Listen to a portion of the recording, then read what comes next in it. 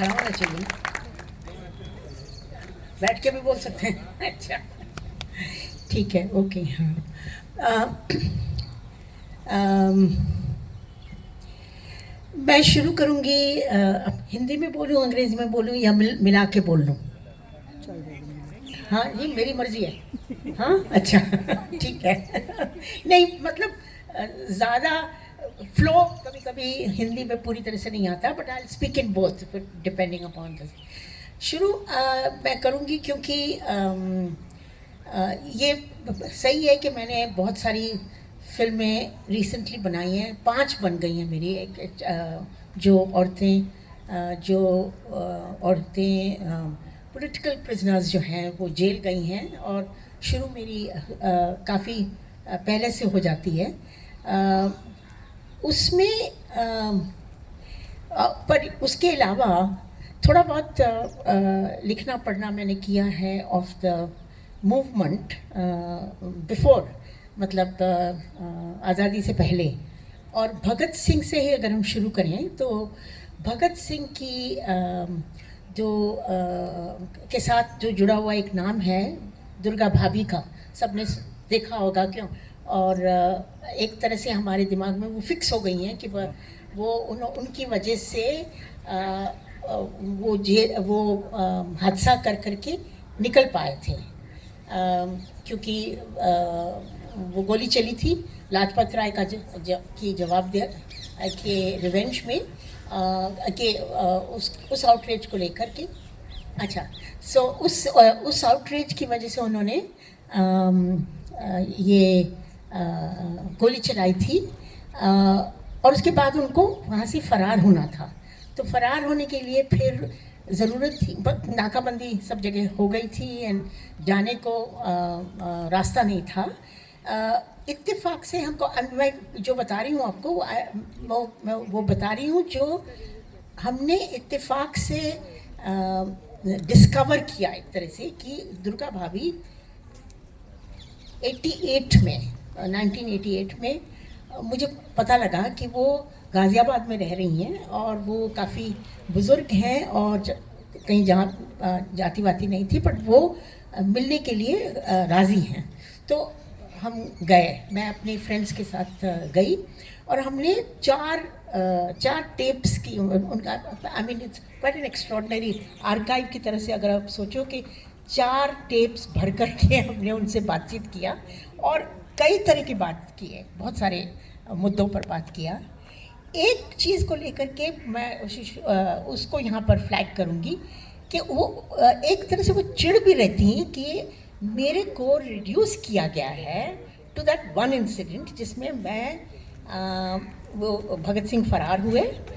उनकी, भगत सिंह की गलती नहीं है, वो हम आम जनता की गलती है कि हमने उनको रिड्यूस कर दिया है कि वो दुर्गा भाभी कौन थी। दुर्गा भाभी वो थी जिन्होंने ऐसा दिखाया कि वो एक परिवार है, वो परिवार एक संपन्न परिवार है। एंड आप लोगों को मालूम है, अभी एक्चुअली कामा मैक्लीन भी आई थी, उन्होंने काम किया है भगत सिंह के, मतलब उनके हुलिया ही उन्होंने बदल लिया था जब उन्होंने दाढ़ी वाड़ी उड़ा करके और फेल्ट, वो जो टोपी पहन करके, वो तस्वीर उनकी फेमस तस्वीर है ना, जो अंग्रेज़ टाइप का उसका जो हुलिया उन्होंने बना लिया था। और उनका बेटा, दैट इज़ दुर्गा भाभी का बेटा भगवती चरण, भगवती, वो बच्चा था उस वक्त, एंड शशि, सॉरी, उस बच्चे का नाम शशि था। तो एक ऐसा दिखाया गया था कि कोई परिवार जा रहा है, और राजगुरु और क्या नाम है उनका, सुखदेव नहीं, हाँ, सुखदेव उन्होंने भी हुलिया बदला। एक उनका नौकर बन करके 3rd क्लास कंपार्टमेंट में, ये फर्स्ट क्लास कंपार्टमेंट में गए, because they were suppose to be लाट साहब टाइप ऑफ फैमिली। एंड फिर एक उनमें से भगवा पहन करके, सन्यासी बन करके, वो सब निकल गए। अब बड़ी ज़बरदस्त, it was a huge event, और वो पहुंच गए, ट्रेन बदला, वो पहुंचे वहाँ पर लखनऊ में जा कर के ट्रेन बदला, फिर कलकत्ते पहुँचे, और भगवती वर्मा जो दुर्गा भाभी के शौहर थे, वो वहाँ पे उनको मिले एंड उन्होंने ये कहा आज हमारी असली शादी का दिन है, क्योंकि वो किस्सा उन्होंने कंप्लीट किया था।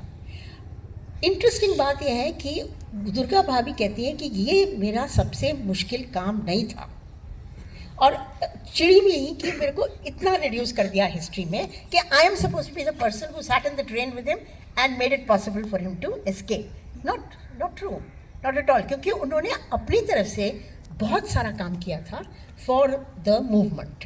तो एक तो वो काफ़ी चर्चे में भी भाग लेती थी, पर उन्होंने बहुत सारी चीज़ें जैसे जयपुर जा कर के पिस्तौल लेकर आई घाघरे में छिपा करके, दिल्ली से फ्रंटियर तक पहुंची शेल्स लेकर के, एम्प्टी शेल्स लेकर के गई, वहाँ तक उसको भरवा करके वापस लेके आई। तो कई चीज़, बहुत सारे उन्होंने रिस्क लेकर के चीज़ें की। और आप लोगों को मालूम होगा अगर पढ़ा है थोड़ा बहुत, कि वो जो किस्सा हुआ, जो जब भगत सिंह को फिर ये बात हो रही थी कि उनको किसी तरह से जेल से निकाला जाए और लोग धावा बोलने की कोशिश कर रहे थे, तो बॉम्ब्स को वो टेस्ट कर रहे थे रावी के नदी में, जिसमें भगवती थे, और वो बम उनके हाथ में फट गया और वो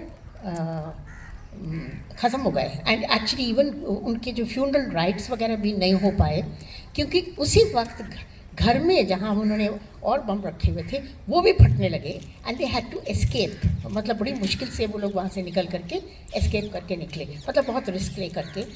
और बोलते बोलते मैंने कहा इसका मतलब आपको गम मनाने का मौका भी नहीं मिला। ये प्रश्न मैंने उनसे पूछा। शी सेड तुम बड़ी चतुर हो, तुमने पकड़ लिया आज एक बात। शी सेड नहीं, बिल्कुल नहीं था, there was no time even to grieve. ये उनकी एक्ट। तो हिस्ट्री क्या उठाती है और क्या छोड़ देती है, ये मैं नहीं कह रही हूँ कि जो किया मतलब उसमें भी एक तुक होता है, क्योंकि हमको जोश बढ़ाने के लिए वो कुछ चीज़ों को करते हैं। बट ये बहुत इंटरेस्टिंग मसला है। और वो फिर जेल गई, जेल के साथ उनका किस्सा काफ़ी इंटरेस्टिंग है। इतने सारे चीज़ करने के बाद वो जब जेल गई तो मॉर्ग के पास वो पढ़ी, वो 5वीं की क्लास के बाद उनका पढ़ना लिखना ख़त्म हो गया था। तो क्लासिफिकेशन होती थी, जो पढ़े लिखे लड़की औरतें थीं उनको A क्लास मिलता था, या जो ये इनको C क्लास मिला था। तो C class was ordinary criminals, ordinary औरतें, और उनके पास तो वो उनके पास मॉर्ग था।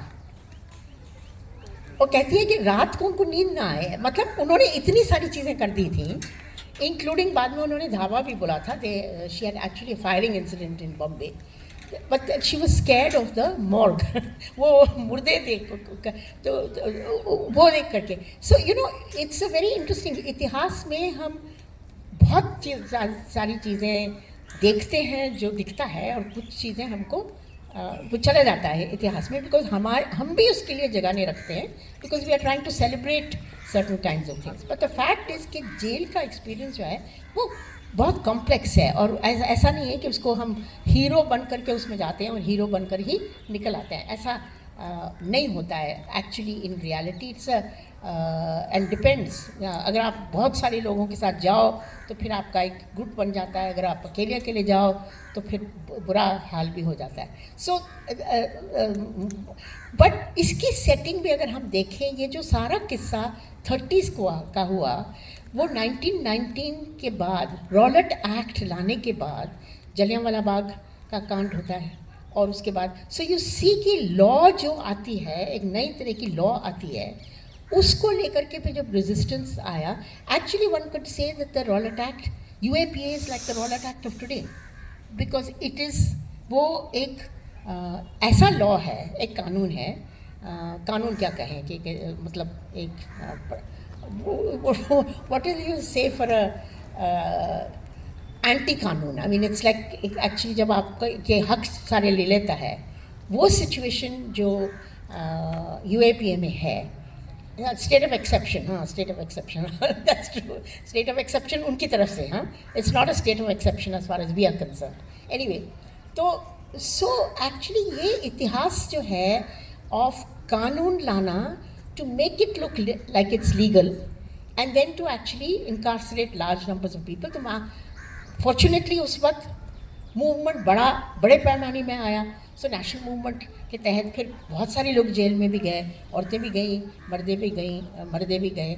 और हमको दिखता है कि एक्चुअली थोड़ा बहुत हम उसको लेकर के जाएं तो इट्स वेरी इंटरेस्टिंग कि students are at the heart of it. So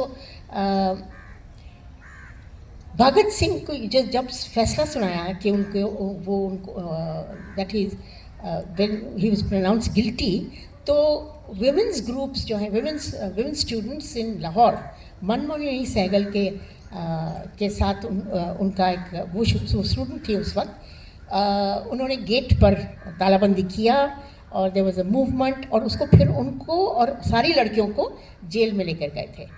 what was interesting इसके जेल के अंदर ही माँ बाप को ले आए और ट्रायल उन्होंने जेल के अंदर ही किया. It was quite an interesting event. और फिर उसके बाद उनको कितने दिन की सज़ा मिली एंड सो ऑन. जब वो बाहर निकल के आए तो वेरी इंटरेस्टिंगली बीच रात को उनको छोड़ दिया and there was no means of going home. और औरतें थीं तो वो उन्होंने मना कर दिया कि हम वापस नहीं जाएंगे, हम यहीं पे बैठेंगे, सुबह तक बैठेंगे. तो बाहर बैठे रहे एंड फिर किसी टांगे वाले के थ्रू इतला कर दिया प्रेस को. तो सुबह जब वो निकले, एक्चुअली जब उनको निकलना प्रॉपर्ली निकलना था तो प्रेस पूरी तरह से वहाँ पे पहुँच गई and there was a big hungama कि देखो ये औरतों इन लड़कियों के साथ क्या हुआ है and so on. So there was a movement के साथ अगर आप जुड़े हो और बड़ा मूवमेंट हो तो फिर थोड़ा बहुत हम उसमें बचा लेते हैं अपने को. जो सिचुएशन उसके मतलब सो यू हैव टू सी कि कौन औरतों को डाला जाता है जेल में. एसेंशली अगर आप पॉलिटिकल हो और आपकी पॉलिटिकल ऑपोजिशन वॉइस हो तो फिर you are targeted in a particular kind of way. और हर पीढ़ी में इसको किया गया है. And because my interest is in, मैंने फिल्में भी उनके बारे में बनाई हैं और मैं नारीवादी इतिहासकार हूँ. So my focus is on women.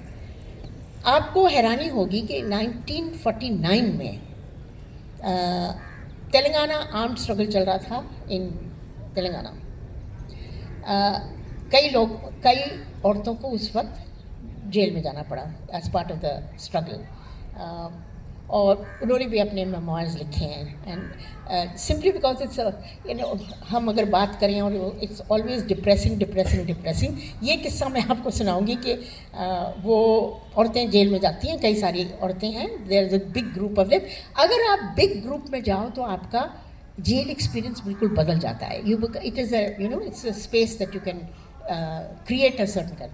तो उनको राशन मिलता था, सबको राशन मिलता था कि आप अपना अपना खाना बनाओ. तो उनके जो मर्दों की टोली थी वो बगल वाले जेल में थी. तो उन्होंने अपना राशन इनको भेज दिया कि हमारे के लिए भी खाना पका के भेजो. They are telling the women are in the jail in that. And this was told to me by ये जो ओरल इंटरव्यू हमने किया था with a woman called Koteshwaramma. Koteshwaramma was actually the wife of ex wife of Sitaramaiah, Kondapalli Sitaramaiah. तो she described, she said, cook for you? We will not cook for you. The government has given us a holiday. तुम अपना खाना अपने आप बनाओ. Now this is quite an extraordinary thing. तो भेज दिया वापस कि तुम करो अपने आप. फिर उन्होंने सुना कि वो मट्टी गंदगी वगैरह के साथ वो खाना बनाते थे. जैसे अच्छा तुम्हारे ना साफ करके हम तुमको वापस भेजेंगे पर खाना नहीं बनाएंगे तुम्हारे लिए.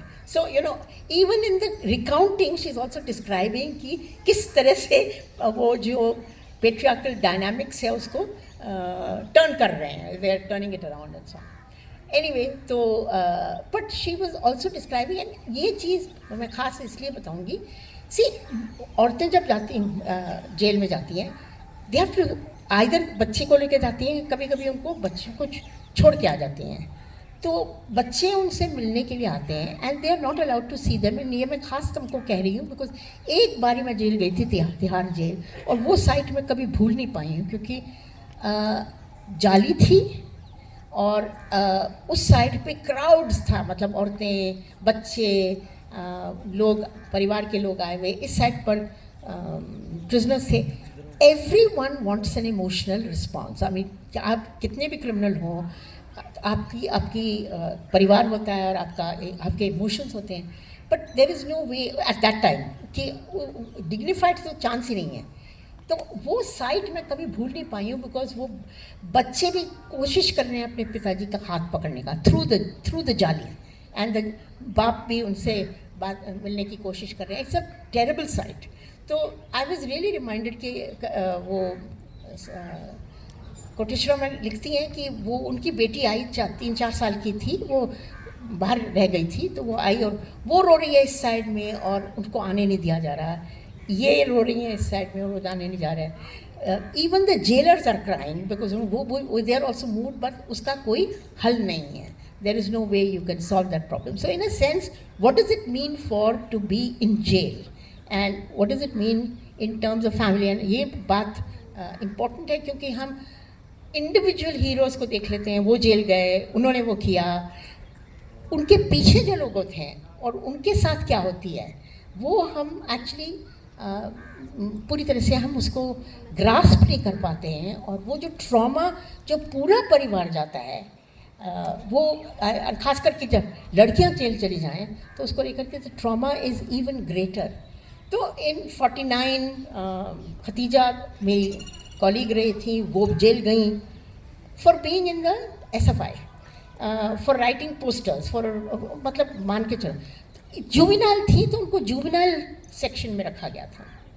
बट द फैक्ट इज़ कि जेल में उनको काटने की वो ज़रूरी थी और प्रिवेंटिव डिटेंशन एक्ट लगाया था उनके ऊपर for being radical and for putting up posters and being part of a left and democratic formation, you know. So Khatija के साथ इस तरह की चीज़ें हुई। बाद में ऑफ कोर्स ड्यूरिंग नक्सलबारी में तो बहुत सारी औरतें जेल गईं। उनकी खुद की कहानियाँ हैं, उन्होंने कई बार उन्होंने लिखा है उसके बारे में। Torture in the police custody, very graphic descriptions of that. तो वो सब सिचुएशन जो है वो हो चुका, वो सब हमारे सामने दिखता है। वो सब हो चुका। वो भी एक तरह से पार्ट ऑफ आवर इतिहास है कि large numbers of women went to jail, और उनकी जो कई लोगों ने किताबें भी लिखी हैं, वेरी पावरफुली उन्होंने मेमोइर्स भी लिखे हैं and so on. But the fact is कि जेल एक्सपीरियंस का वो जो नेगेटिव चीज़ जो पुलिस में थी और जो पुलिस में जो पुलिस स्टेशन में जो होता है और फिर जेल में जो होता है उनके साथ, and the brutality of that whole system. अगर आप लार्ज नंबर्स में हो तो फिर थोड़ा सा मीडिएट हो जाता है, बट मुश्किल तो रहता ही है। तो throughout this period women have gone to jail and have withstood the jail as an experience, and have come out and have written about it and then been part of democratic movements. बाद में वो अपने आप को शामिल कर लेते हैं in democratic movements and so on. पर आज के माहौल पे हम you see numbers of people who go to jail. अभी इन्होंने ज़मीर की बात की थी। ज़मीर, उसमें एक लाइन है, दयामनी बारला बोलती है, she is one of the tribal activist. She says कि आज के जो जेल में हैं, जो जेल के साथ जो सरकार के साथ जुड़े हुए हैं, वो सिर्फ सरकार नहीं है, बहुत सारे और लोग उनके साथ जुड़ जाते हैं। So actually the power of the सरकार to put you in jail comes from all these collaborators जो शामिल होते हैं उनके साथ। So it's a very important thing for us to recognise कि ये सीन है, इसको लेकर के। एंड शी सेज आज के तरह अगर तुम अपने कॉन्शियंस के ज़मीर के लिए खड़ा हो तो तुम जेल जाना आपका एक तरह से तय है, आप जेल में जाओगे ही जाओगे, you know, eight the end of the day. So you know, ये जो पैटर्न जो उनको दिखा, बट इवन सो मुझे लगता है कि आज जो हुआ है the kind of situation, and I just want to end with that, कि largest number of women that we've had in jail recently, students particularly, have come out of the the Constitutional Amendment Bill, no, what's it called? Citizens Amendment Act. Women have gone to jail for being part of a movement that is demanding, that is endorsing the Constitution. आपको सबको मालूम है, ये इतना पुराना नहीं है, आपने देखा होगा कि मतलब सबके हाथ में एक वो ओपनिंग स्टेटमेंट था, क्या है इसका, I mean the preamble is what they were waving, और वो उसको पढ़ा जा रहा था हर जगह. वो लड़कियों को पकड़ करके आपने जेल में डाला है. And Jamia was a special target, खास करके Jamia was a special. I mean आप लोग सब JNU वाले हो और आप JNU को देखते हो कि हमारे यहाँ जो होता है वो एक्सेप्शनल है, बट लेट अस कंसिडर कि Jamia actually was the exceptional space at that time. जिस तरह से वो वायलेंट अटैक हुआ इन द लाइब्रेरी, लोगों को पकड़ करके पीटा जिस तरह से, और वो जो मूवमेंट उसके साथ जो औरतें, मिडिल क्लास औरतें, ऑर्डिनरी औरतें बाहर निकल के आईं एंड और कहा कि अब हम वापस नहीं जाएंगे, हम निकल के आए हैं, अब हम वापस उस सिचुएशन में नहीं जाएंगे. दैट ट्रांसफॉर्मेशन जो हुआ था वो जामिया और उसके अगल बगल के इलाकों में, in a sense the punishment was for putting them in jail. तो आपने पकड़ करके 4-5 औरतों को, लड़कियों को डाला. And young people, all of these people are students, they were young people. Devangana Natasha को तो डाला. देवांगना और नताशा सबसे पहले निकल भी आई, और उसके साथ फिर आपने सफूरा भी गई थी. सफूरा भी निकल के आ गई because she was expecting a child, तो उसको निकल गया. बट जो कंडीशंस उनके ऊपर डाले गए हैं, they can't travel, they can't move around. तो एक्चुअली सफूरा की जो हालत है, in my opinion, it's very poignant. एक तो विद द पॉलिटिकल प्रेशर उसको अपने PhD से, उन्होंने MPhil PhD से फारिग कर दिया. Okay, so she is now in a Limbo, वो कहीं नहीं है. एंड जब तक वो केस नहीं ख़त्म होता, वो ट्रैवल नहीं कर पाएंगी, वो बाहर नहीं जाएंगी. वो उनके ऊपर वो डंडा अभी है, it's fully on her head. And she, it's very tough for her managing, but you have to reconstruct yourself as a person with no identity and with a compromised situation. तो सफूरा के साथ तो गुलफिशा अभी भी जेल में है, अभी भी जेल में है. एंड सब उसको भूल गए. हम सब बात करते हैं, we keep on talking, but we rarely talk about Gulfisha and we rarely talk about what is happening to the families. वो जो परिवार हैं उनके, रात को नींद नहीं आ रही है उनकी माँ को, insomnia, she is a regular insomniac, नींद नहीं आती है. सो देर इज, आपकी बेटी वहाँ पे बैठी हुई है जेल में, and for being in a movement which is demanding constitutional rights of women, and जिसमें सच अ ड्रामेटिक शिफ्ट हुआ था. जिस तरह की पोइट्री लोगों ने लिखी थी, अलीगढ़ की लड़कियों ने, जामिया की लड़कियों ने, they were claiming their rights as citizens of तो वो लड़कियों को आप इस तरह से, उनके ऊपर इस तरह का डंडा चलाया है. पिंजरा तोड़ की तो बात ही छोड़. I mean they come out thinking कि hostel is a pinjra, and the movement is for transforming hostel as a space. And औरतों को पिंजरे में डाल रखा है उन्होंने, वहाँ से लेकर तुमने उनको जेल में डाल दिया सबक सिखाने के लिए कि तुम जाओ जेल में eight the end of the day. और नताशा तो बताती है कि क्योंकि वो जो उनके क्या नाम है, जो कॉप्स जो हैं, many of them are from Haryana. तो दे केप्ट सेइंग तू क्यों गई उसमें, तू जाट लड़की है, तू क्यों गई उस डेमोन्स्ट्रेशन में, why are you part of that movement or whatever. And then very concerned कि ये सावित्री बाई फूले कौन है, because they are also claiming this larger heritage. Savitri Bai Phule भी है उसमें, वो क्या नाम है, there is a फरजाना उसका नाम है शायद, I think there is a teacher, there is a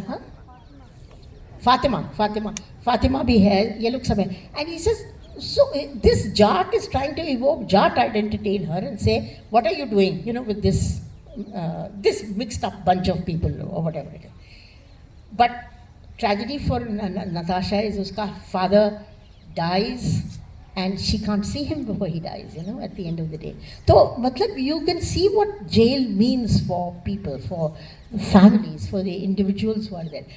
इसको and we seem to be और गुलफिशा के साथ तीसरी उमर खालिद के लिए भी कहा जाता है कि उसकी तीसरी बार उसकी बेल प्ली को डिस्कस करेंगे, बट गुलफिशा के साथ भी यही सीन है कि वो एक बार हो चुका है, फिर बेंच बदल जाता है, फिर दूसरी बार शुरू करते हैं. I don't know why they can't write that judgement. पता नहीं करते क्या हैं. आई थिंक स्वरा भास्कर जो बोली थी ना अभी इतने गुस्से में, शी इज़ 100% 200% राइट, कि उसने कहा कि ये खाते हमारा है, तो हम टैक्स पेयर्स हैं और तुम you don't even deliver the judgement. I mean जो केस तुम्हारा है उसको ख़त्म करके जाओ. You know what is this nonsense. बैठो रात तक ज़रूरत पड़े, but write your judgement in go. No तीसरी बार it's going to be argued all over again.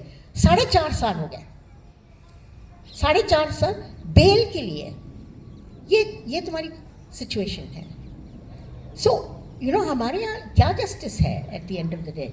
There is no justice, there is no कानून, there is nothing but mobilization against so-called opposition and so-called so UAP लगा करके you have closed the doors to any form of, and then you can go on announcing and say bail is the norm, jail is the exception, because हम तो देख रहे हैं कि jail is the norm, jail is the norm, jail is the norm. There's nothing outside of that. तुम कुछ भी बोलो, you can go internationally, speak all over the world and say great democracy, great constitution, including our Chief Justice. The fact of the matter is that you are not delivering justice. You are part of a system that is punishing young people for dreaming, for thinking of a better world. That is their जुर्म, ये उनका crime है. So that's all I say.